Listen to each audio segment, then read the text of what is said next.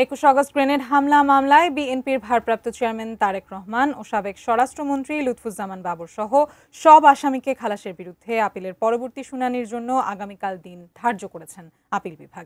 এ বিষয়ে বিস্তারিত জানতে ব্রিফিং করছেন আসামি পক্ষের আইনজীবীরা। আমরা সরাসরি চলে যাচ্ছি সেখানে। উপস্থাপন করার চেষ্টা করেছি সেটা হলো যে এই মামলায় দীর্ঘদিন প্রায় 7 বছর 8 বছর 2টা দফায় আপনার তদন্ত হয়েছে, কিন্তু কোনো এভিডেন্স এই মামলায় কালেক্ট করা সম্ভব হয় নাই।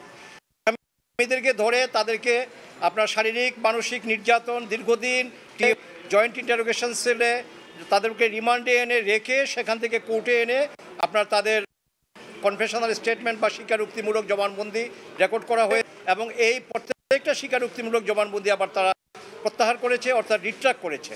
এবং রিট্রাক্ট করার পরে ওই স্বীকারোক্তিমূলক জবানবন্দির উপরেই এই শাস্তি দেওয়া হয়েছে, ইনক্লুডিং জনাব তারেক রহমান, যার এই মামলায় ইনভলভমেন্টের সামান্যতম কোনো সাক্ষ্য বা কোনো এভিডেন্স এই দীর্ঘদিন তারা যে তদন্ত করেছে এই তদন্তে কোনো একটা সাক্ষী এসে বলে নাই যে তারেক রহমান সাহেবের এই ইনভলভমেন্ট বা এই ছিল ওই স্বীকারোক্তি ছাড়া। কিন্তু সুপ্রতিষ্ঠিত আইন আমাদের এই ইন্ডো পাক সাবকন্টিনেন্টে সেটা হলো যে কারো স্বীকারোক্তি দিয়ে আরেক আসামিকে সাজা দেওয়া যায় না, আর ওই স্বীকারোক্তিটা স্বেচ্ছাপ্রণোদিত হতে হবে, এটা সত্য হতে হবে।